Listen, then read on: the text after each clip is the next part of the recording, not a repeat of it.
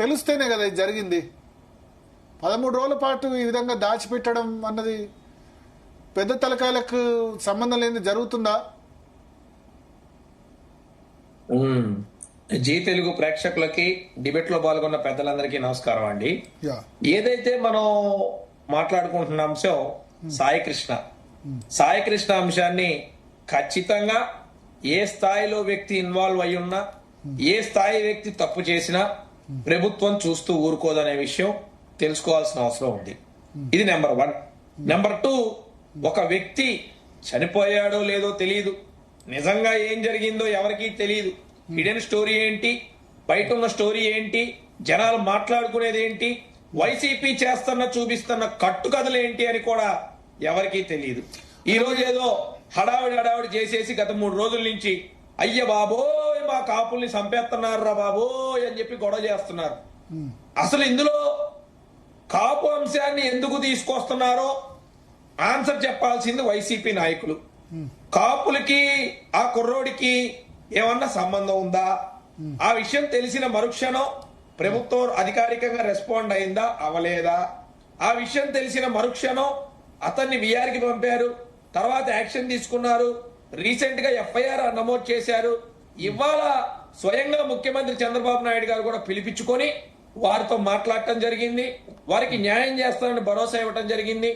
ఖచ్చితంగా ఎవరు దాని వెనక ఉన్నా కూడా కూటమి ప్రభుత్వం చూస్తూ ఊరుకోదని క్లారిఫికేషన్ స్వయంగా ముఖ్యమంత్రి చంద్రబాబు నాయుడు గారే ఇవ్వటం జరిగింది. ఇక్కడ మీరు అందరూ కూడా కొన్ని విషయాలు అబ్జర్వ్ చేయాలి. 29వ తారీఖు దాకా కోర్టే సమయం ఇస్తే 29 లోపు కుర్రోడు చనిపోయాడు. ఒక క్వశ్చన్ రాకేష్ గారు, చనిపోయింది మరి మర్డర్ కేసు ఎందుకు పెట్టారు? అదే ఇప్పుడు ఎస్ఐ మీద మర్డర్ కేసు పెట్టారు కదా, సిఐ మీద మర్డర్ కేసు పెట్టారు కదా. నేను అదే అంటున్నా, మీరు అడిగిన ప్రశ్నకి సూటిగా సమాధానం చెప్తున్నా. కేసు పెట్టడం వేరు, కేస్ స్టడీ రాయటం వేరు.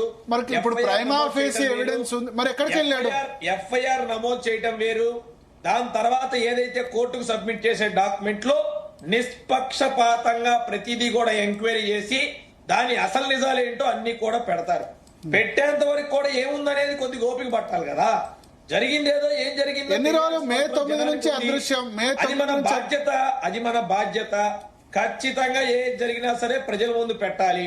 ఈ లోపే రాజకీయాలు, కుల రాజకీయాలు, పార్టీ రాజకీయాలు ఎందుకండి? నిజంగా ఒక కాపు యువకుడు కనుక చనిపోతే కాపులే రెస్పాండ్ అవ్వాలా? ఇంకెవరు రెస్పాండ్ అవ్వకూడదా? మానవతా దృక్పథంతో ఎవరు మాట్లాడకూడదా? ఆంధ్రప్రదేశ్ చేసుకున్న దరిద్రం, ఏపీ చేసుకున్న దరిద్రం వాడుతున్నారు అంటున్నది. ఏపీ చేసుకున్న దరిద్రం ప్రతిదానికి కులం తీసుకురావడం.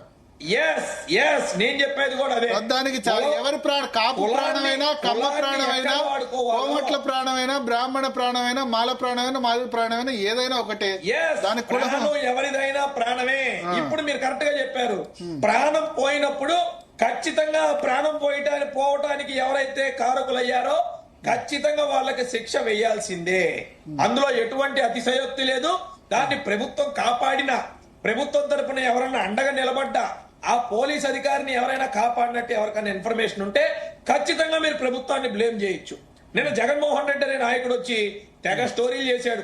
అదేదో చంద్రబాబు నాయుడే కత్తి తీసుకొని నరుకునైనా నరుకు అని చెప్పినట్టు. ఎందుక ఓవర్ యాక్షన్, ఎందుక కంగారు? చూడాలి కదా, మీరు ఓపిక పట్టాలి కదా. బురదేస్తే పని అయిపోయిందా? కూటమి ప్రభుత్వం ఎంత నిష్పక్షపాతంగా ప్రవర్తిస్తుంది. ఏదైనా తప్పు జరిగితే ప్రవర్తించాల్సిన తీరేంటి? ఎవరైనా చనిపోయిన వాళ్ళు ఇళ్ళకెళ్తే మనం అడగాల్సిన విధానం ఏంటి, మాట్లాడాల్సిన విధానం ఏంటి? కులాలు తీసుకొస్తారా మనిషి చనిపోతే? పార్టీలు తీసుకొస్తారా మనుషులు చనిపోతే?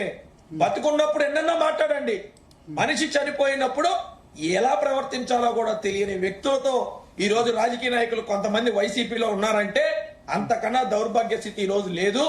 ఖచ్చితంగా నేను మరోసారి కూడా చెప్తున్నా, దాని వెనక స్వయంగా ముఖ్యమంత్రి చంద్రబాబు నాయుడు గారు చాలా క్లియర్ గా చెప్పారు. దాని వెనక ఎంత పెద్ద వ్యక్తి ఉన్నా ఎవరిని వదిలేది లేదు.